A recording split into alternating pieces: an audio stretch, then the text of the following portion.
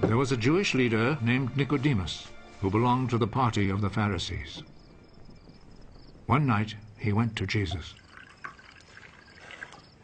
Rabbi, we know that you are a teacher sent by God.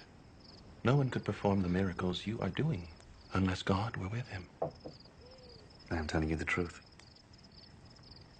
No one can see the kingdom of God without being born again. How can a grown man be born again? He certainly cannot enter his mother's womb and be born a second time. I am telling you the truth. No one can enter the kingdom of God without being born of water and the Spirit. A person is born physically of human parents, but is born spiritually of the Spirit.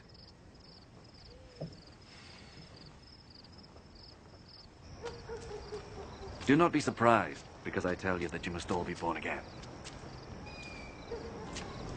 The wind blows wherever it wishes. You hear the sound it makes, but you do not know where it comes from or where it is going. It is like that with everyone who is born of the Spirit. How can this be?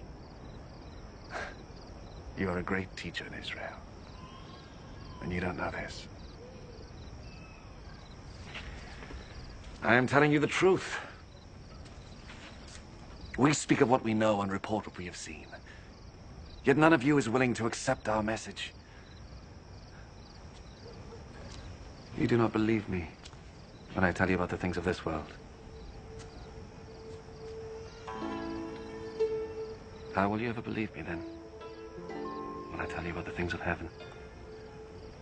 And no one has ever gone up to heaven except the Son of Man, who came down from heaven. As Moses lifted up the bronze snake on a pole in the desert, in the same way the Son of Man must be lifted up, so that everyone who believes in him may have eternal life. For God loved the world so much that he gave his only Son, so that everyone who believes in him may not die, but have eternal life. For God did not send his Son into the world to be its judge, but to be its Savior. Those who believe in the Son are not judged. But those who do not believe have already been judged, because they have not believed in God's only Son. This is how the judgment works.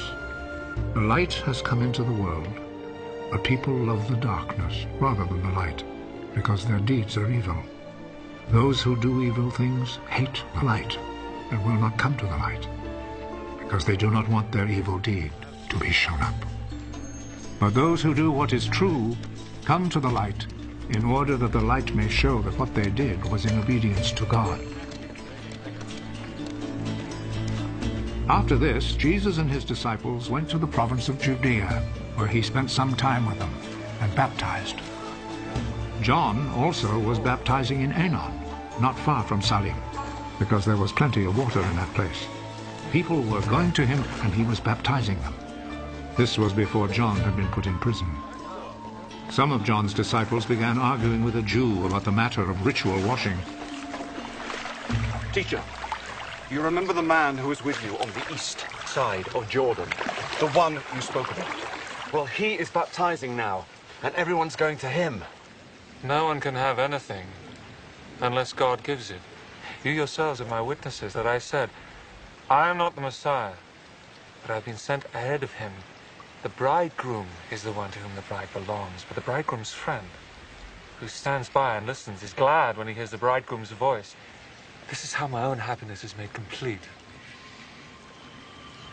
He must become more important, but I become less important. He who comes from above is greater than all.